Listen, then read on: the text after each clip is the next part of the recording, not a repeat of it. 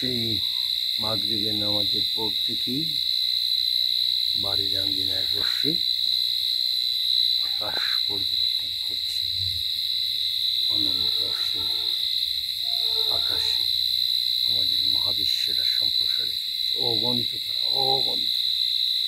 কখনো পুকুর পাড়ে, কখনো মেঠো পথে, কখনো বাড়ির আঙ্গিনায় বসে বসে আকাশ পর্যবেক্ষণ করছি।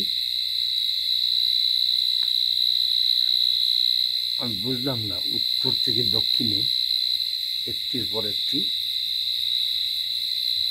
এটা রকেট না বিমান, একটিকে আরেকটির ফলকে উড়ে যাচ্ছে। সারা আকাশ জুড়ে অগণিত তারার মতো কিছু উড়ে বেড়াচ্ছে। এগুলো স্যাটেলাইট না বিমান আমি বুঝতে পারছি। আমার মনে হয় এগুলো স্যাটেলাইট হবে, নয়তো বিমান হবে, আর না হয়তো রকেট হবে। তবে এত রকেট একদিক দিয়ে উড়ে যাওয়ার কথা নয়, এগুলো সম্ভবত স্যাটেলাইট, আর না হয়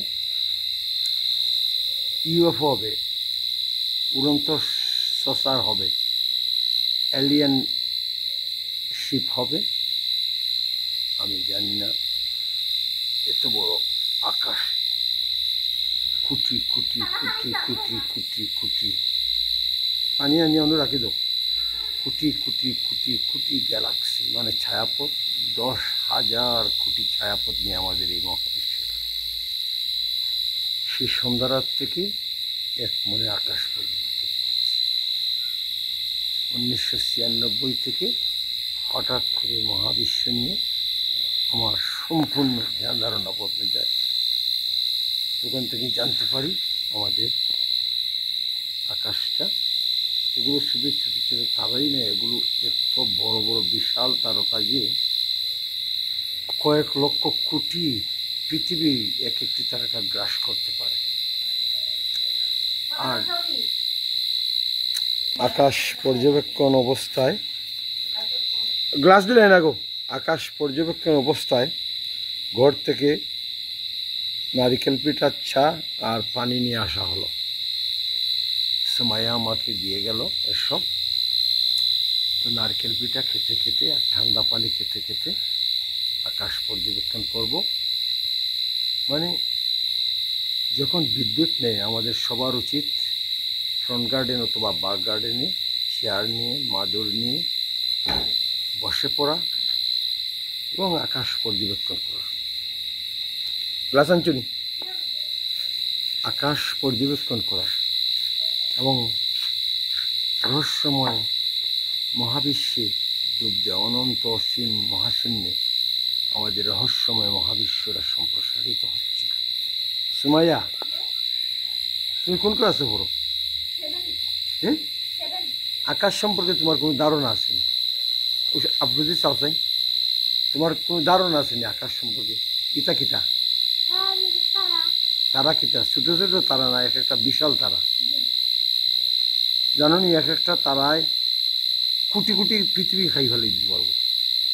হ্যাঁ, কত তারা আছে আসমানও,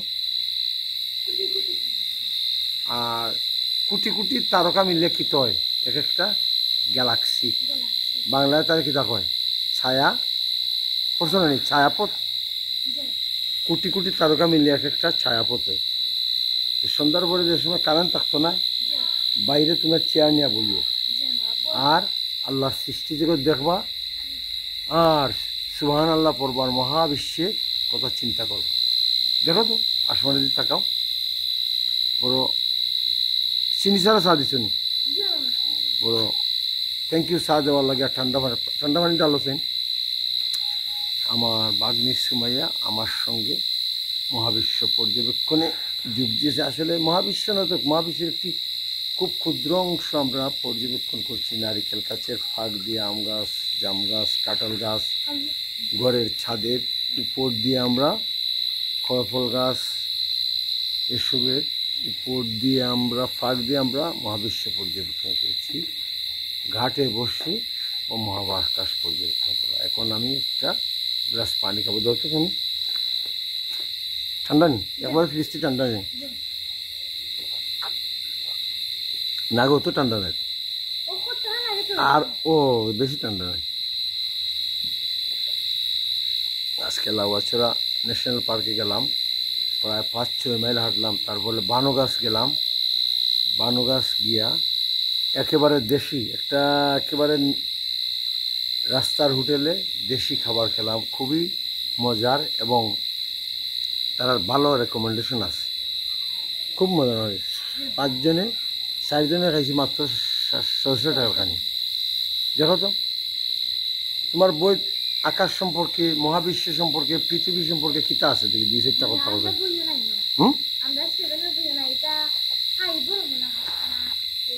সেভেনের বইয়ে মহাবিশ্ব সম্পর্কে কিচ্ছু নাই, আকাশ সম্পর্কে, চাঁদ তারা। তোমার বিজ্ঞান বই আনা লাগবে, আমার দেখা লাগবে। দেখো তো আকাশটা কিরকম লাগে। এই যে একটা তারা দেখায়, এটারও পৃথিবীর মতো আরো প্ল্যানেট হলে চক্করদের। আর এগুলা কি রকেট না স্যাটেলাইট না বিমান না এলিয়ান শিপ, কোনটা? রকেট নেই না, কই যাই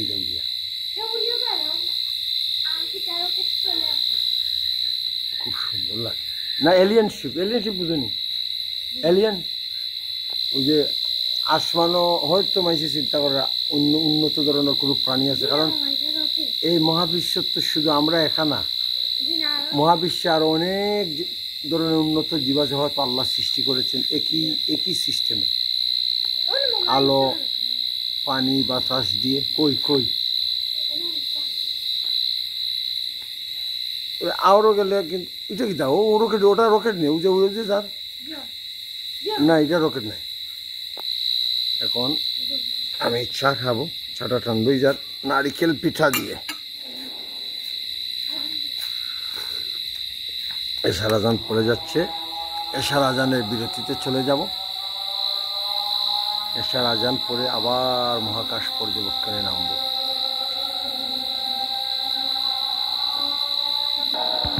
মহাকাশ পর্যবেক্ষণ অবস্থায় আজান পড়ে গেছে, এশার নামাজ পড়বো।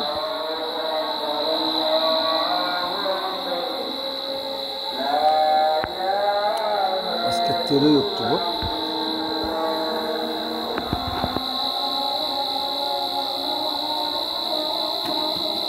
কে যেন স্নিগ্ধ হাদারে হেঁটে হেঁটে পারবেননি, কে পারবেননি, কোথায় যাও? আচ্ছা বলো, দরজাটা লাগিয়ে যাও। আমরা আকাশ পর্যবেক্ষণে আছি, মহাবিশ্ব পর্যবেক্ষণ। শাহিন ভাই, তোমাকে নিয়ে আসলাম। আমরা 20 বছর আগে, 2000 ইংল্যান্ড যাওয়ার পূর্বে 2006 আমি তো চলে গেলাম 2006। তাইলে আমরা এর আগে কি করতাম? এইভাবে 2001, 2, 3 আদি ফালাইয়া আকাশে করতাম। কি পর্যবেক্ষণ করতাম? তো আকাশে তারা আগে সান কিভাবে উঠে, এর বাদে রকেট জার্নি, এটা বুঝতাম তোমাদের। আজকে তো আসমানে বেশি রকেট গেল। হয় সুমাইয়া যে গেলাম, নদীটা রকেট যায়, সুমাইয়া কত রকেট। হয় আজকে একটার পর একটা রকেট যায়, উত্তর থেকে দক্ষিণ, পূর্ব থেকে। চায়না থেকে হইতে পারে। এখন স্যাটেলাইট রকেট না মহাকাশও যেটা যায়, মহাকাশ স্টেশনও যেটা যায়, ও রকেট কোনটা? আমার প্রশ্ন হইল, যখন মহাকাশ রকেট হইব, এখন বিজ্ঞানী কয় এখান থেকে 200 আলোকবর্ষ দূরে যদি কোনো তারকা বাস্ট মারে, পৃথিবী জ্বলে দিব, পৃথিবীর প্রাণ থাকতো না। সেটা আমি জানতাম। তো 1 আলোকবর্ষ সমান 95,000 কোটি কিলোমিটার। আমাদের নিকটতম স্টারের দূরত্ব কত জানো না? 3 লাইট ইয়ার্স, মানে 3 আলোকবর্ষ। 1 আলোকবর্ষ ইকুয়াল কতখান? 95,000 কোটি কিলোমিটার। Did you understand? এখন আমরা সেই পুরাতন দিনের মতো 2 যুগ আগে আমরা এইভাবে, আমি আর শাহিন বাইরে বসে আকাশ পর্যবেক্ষণ করতাম, ঘন্টার পর ঘন্টা আলোচনা করতাম। আজও আমরা প্রত্যেকটা সময় তোমার প্রশ্ন করতাম মহাকাশ নিয়ে, বিজ্ঞানী এটা কিভাবে বা হলো তো ভাইয়া। যদি ব্যস্ত শাহিনের ঘর থেকে আবছা আলো বেশি আসছে। তো চলো শাহিন, এখন আমরা পুকুর পাড় থেকে বসে বাইরে আমরা বসে চা নাস্তা খেলাম, এখন আমরা পুকুর ঘাটে গিয়ে মহাকাশ পর্যবেক্ষণ করবো। আসো, আমরা ধীরে ধীরে পুকুর ঘাটে যাচ্ছি। 3-4 দিন আগেও পূর্ণিমার রাত ছিল, এখন ঘন কালো। অমাবস্যার রাত কোন দিন? অমাবস্যার রাত তো আসমান আরো পরিষ্কার, খালা রাত, কিন্তু তারকা বেশি নেই। অমাবস্যার তো আন্দাজ থাকে, কিন্তু তারকা বেশি দেখা যায় এখানে, মানে তখন ফুটিয়া উঠে মহাবিশ্ব আরো ক্লিয়ার পরিষ্কার দেখা যায়। মহান আল্লাহ মহাদ্বীপ মহাবিশ্বকে আরো ফুটিয়ে তুলি না। আমরা এখন পুকুর ঘাটে বসে স্নিগ্ধ রাতের আধারে অবগাহন করতে করতে মহাবিশ্বের গহন গভীরে ডুব দিচ্ছি। চলো। অন্ধকার অন্ধকার সুন্দর নি, খুব ভালো লাগে।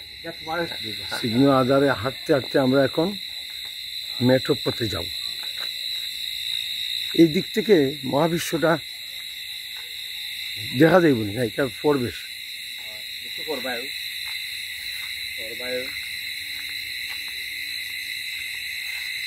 এখন আমরা মেট্রো পথে চলে আসলাম মহাবিশ্বকে পর্যবেক্ষণের জন্য। এই গাছের দূরের গ্রাম থেকে বেশি আসছে এশার নামাজের আজান। তাহলে শাহিন বলো, ঝিঝি পোকার ডাক, খুব ভালো লাগে আমার। স্নিগ্ধ আধার, নক্ষত্র খচিত আকাশ, মিষ্টি বাতাস, আর চাটনি ফুলের, চাটনি গাছের এক ধরনের গাছ আছে, সেই গাছের ফুলের সুগন্ধ। আমি একটা কথা বলতাম, এগুলো আরাম শহরে বালা ভাই, শহর একটা নিষ্ঠুর জায়গা, এগুলা ডাফাই না, আনন্দ পাই না। এখানে শহর উৎপাদন করে প্লাস্টিক পলিথিন, আর এই প্লাস্টিক পলিথিন আমাদের নদীগুলো নষ্ট করে। কালকে যেটা আমরা জুড়িতে দেখলাম। আচ্ছা, তাইলে সন্ধ্যার পরে সবার উচিত 1 ঘন্টা বাতি নিয়ে বাইরে বসা, না? আর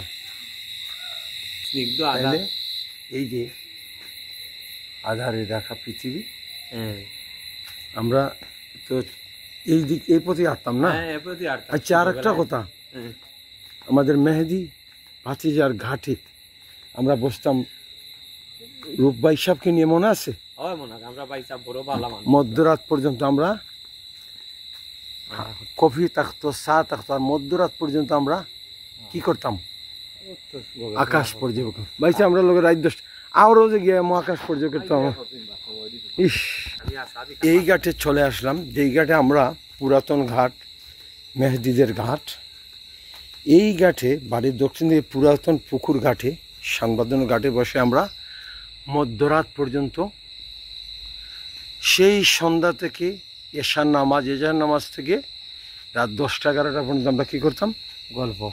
গল্প করতাম, আকাশ পর্যবেক্ষণ করতাম, চা খেতাম, মিষ্টি বাতাস এখানে বসে খাইতাম, নিশাচর পাখির গান। শাহিন, শুনতে পাচ্ছ? চাটনি, বনফুলের সুঘ্রাণ, শারদীয় রাতের বাইরেকার মনে হয় আরো গেলে লাল লাইট জ্বললে বুঝতাম মক্কল আর ডরাইতাম, জানে খাসতো। তো শরৎ বলে শেষ, হেমন্তর বলে শুরু, আর 2-3 দিনের ভিতরে শরৎ শেষ। শেষ নেই, হেমন্ত নেই। আশ্বিন আর কার্তিক হলো হেমন্ত, আর ভাদ্র। বাড়ির ভিতর অনেক সময় বাড়ির ভিতরে বসেও মহাকাশ পর্যবেক্ষণ আমরা করতাম। বাড়ির ছেলেমেয়েরা লেখাপড়া করছে, আকাশ পর্যবেক্ষণের মজাই আলাদা। আসুন, আমরা স্নিগ্ধ রাতের আধারে গ্রামীণ পরিবেশে বাড়ির আঙ্গিনায় বসে মহাবিশ্বকে দেখার চেষ্টা করি এবং নিজের জীবনকে এক্সপ্লোর করি। আজকে 13 অক্টোবর, মন্ডে,